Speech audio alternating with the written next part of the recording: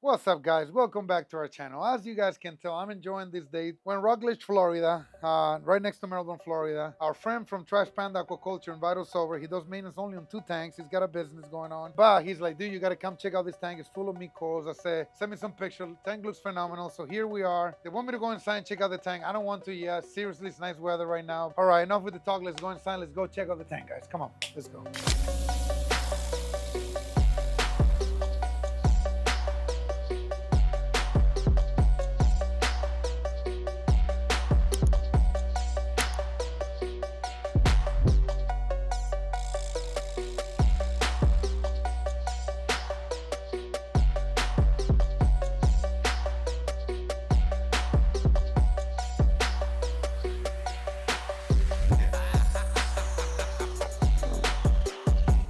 All right, we're here with Joe. What's up, Joe? What's up, Vic? How you Good to doing? see you, buddy. Same.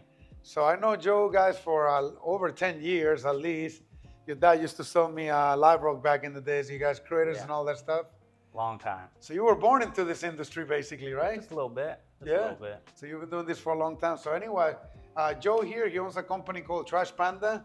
Yep. And you go to the trade shows, Reefapalooza, you guys can always find them there. What's your Instagram anyways? Instagram's Trash Panda Aquaculture. All right, there you go. If you guys are going to see some good stuff that he grows, so go check him out. But anyhow, you do maintenance only a few tanks you take care of. Yep. And this is one of them. This is one of your prize and joys right here. I see this is an 8-foot tank. How big is this tank? The top part's 280. 280. Yeah. And what's the dimensions? It's 8 foot by 2 foot by 28 tall. And how long has the tank been running? This time, I say that openly, 2 years. 2 years. Why you say this time? Because it was running from a previous person that did it for about 6 months. And then we shut it down, started everything all over, went with all natural stuff instead of a lot of the synthetic stuff. Okay, so 2 years old the tank. Yep. Look, normally I don't have a way how to start this interview, but I'm gonna start with the big one right here. I love the team. This is something completely different. I've never seen so many meat corals, so many cinerinas, so many scolemias here from Australia. I mean, it's incredible. I mean, I wanna say you have about 10, 15 cinerinas, about 30 acanthos, if not more. I mean, something along those lines, and maybe 15 scolemias right there, something along those lines, but they're all so puffy and so happy. What makes them be so happy, you think? I think I overfeed everything, if I'm gonna be honest. You overfeed everything? We overfeed them. We run a couple different phytos, live phyto, dead phyto. I do a lot of the extra additives of the MT substance. What is MT, if you don't mind me asking? The isolate MT from Captivate. So this is all the trace minerals. Trace the elements. The trace elements. Then we also have the other additives like iron, cobalt, manganese. Manganese you need a lot for the alveoporas. That way, when I do the ICPs, I know exactly where we're at. So similar to like a moonshine method or something? Yeah, same thing. Just a different But you company. do water changes? Every week.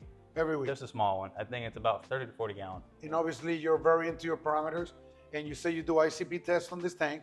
Every How 2 often weeks. you guys send the ICP test? Every 2 weeks, Every 2 weeks, Yep. religiously. religiously. All right. I mean, there might be a couple that we stray 3 weeks out, but That's pretty often, but I don't blame you, because with this much amount of money that you guys have into these acanthos, cinerinas, scolemias, torches, there's a lot of nice corals in here. Let's not discriminate here, because these acres that you have here on the right side, dude, what are you giving those things to be so puffy? I'm jealous. so they actually eat a lot of mysis shrimp, Yeah. frozen food, which all the fish eat. They eat it also. Daphnia, the cyclopes. So mysis frozen shrimp. fruit, Daphnia. Yeah. Powdered stuff, I use the Captivate powdered formula.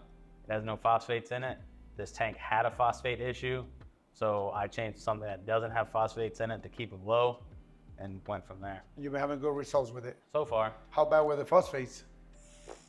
1.02, 1.03. that's pretty bad. They were bad. You don't have a lot of tanks in here. I see you have 3 or so. Is that correct, tanks?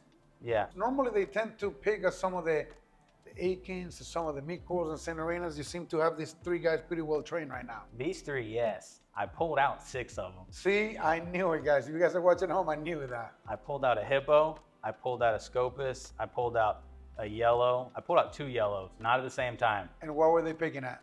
All the canthos. They're all picking See, at the I'm bottom. not tripping. And the Akins and the Canthus and even some of the gonies, they go picking at the body, not on purpose to eat it, but just picking. So we set a camera up to watch Huh. because we had a couple of canthos in here. There's actually, I'm missing like 3 acanthos in here that got beat up pretty bad from the tanks picking on them. And you can see them, they're going right on the bottom. I see. They're picking the flesh. But you seem to get it down to understand what they need, because look how puffy these things are. Oh yeah. For those of you guys watching at home, you can get all the hammers in the frog spawn, they can touch together. Torches, not so much. Torches can be next to each other. I've seen torches sting each other, but it's rare. It's not often where they tangle each other. It's more rare than not, you know? But frog spawns and ham, I've never really seen them get into each other.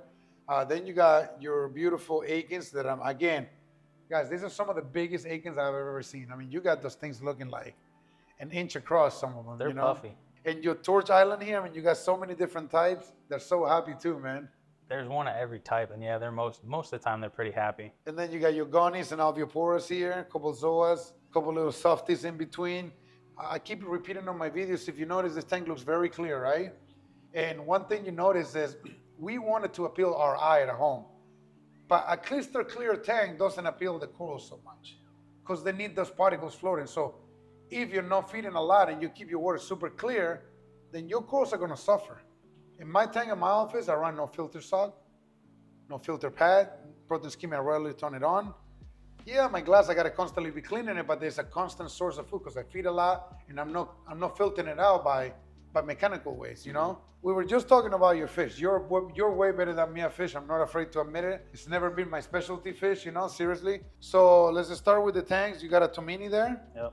You got a whitetail bristletooth over there, which you can't get those no more. They're out of Hawaii, correct? So no, they come from Tahiti. Tahiti. They're So, beautiful, man. They come in, but not as often as they used to. That's what it You used is. to be able to get them by the thousands, not really, but I thousands. love of that them. fish. I think it's underrated. Very. That's Especially my when personal opinion. They get the adult colors in them, and you can see the orange. Beautiful.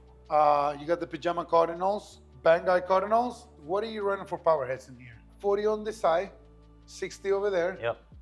And I got the two AIs.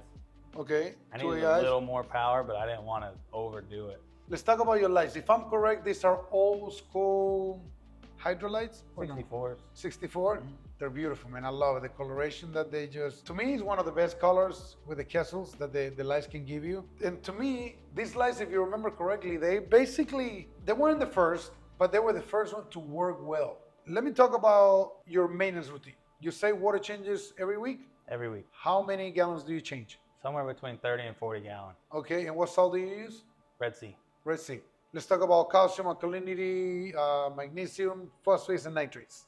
What numbers you keep those at? The pH we keep at 8.2 to 8.3. All right. Calcium, and this one's sitting at 460.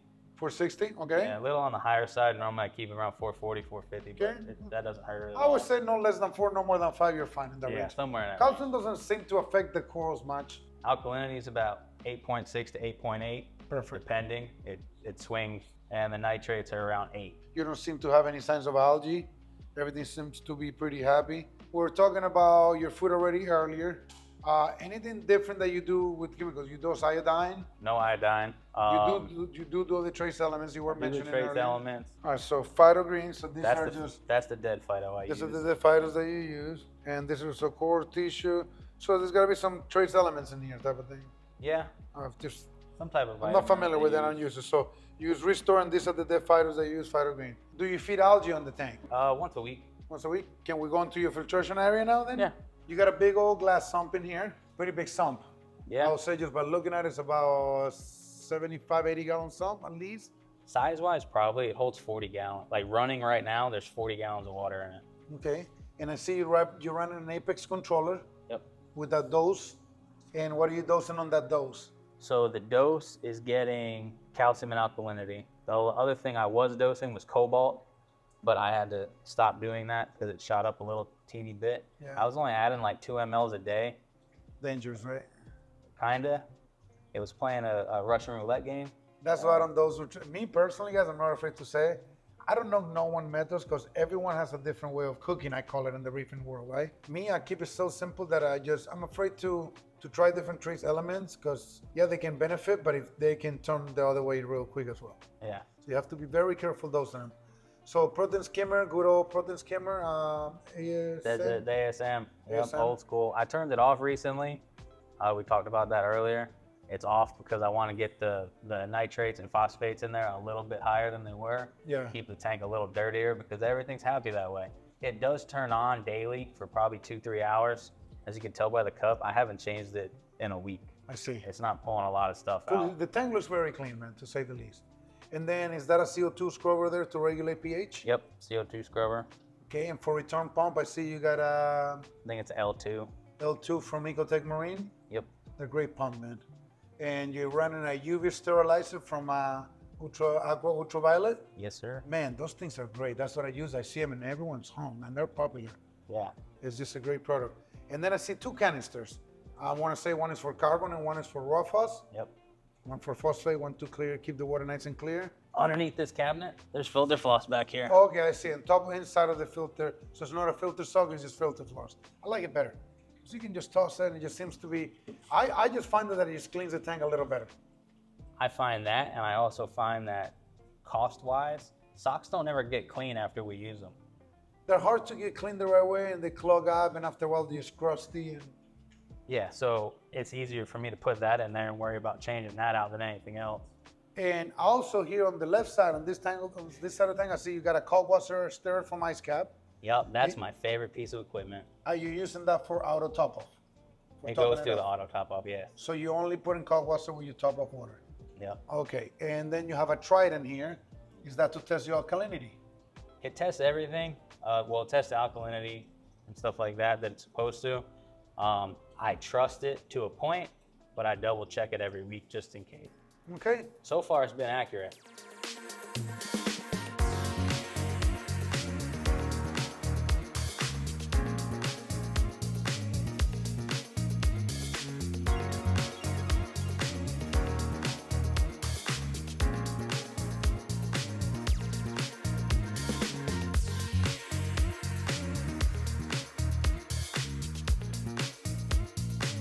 Well, Joe, you always go to all the Reefapaloozas. That's where you got your booth, Trash Panda, right? Yep. And your Trash Panda. Instagram, what is your Instagram? Trash Panda Aquaculture. Trash Panda Aquaculture. So if you guys see him on Reefapalooza, go say hi. Tell him, hey, I seen your video. The tank you're maintaining looks really good.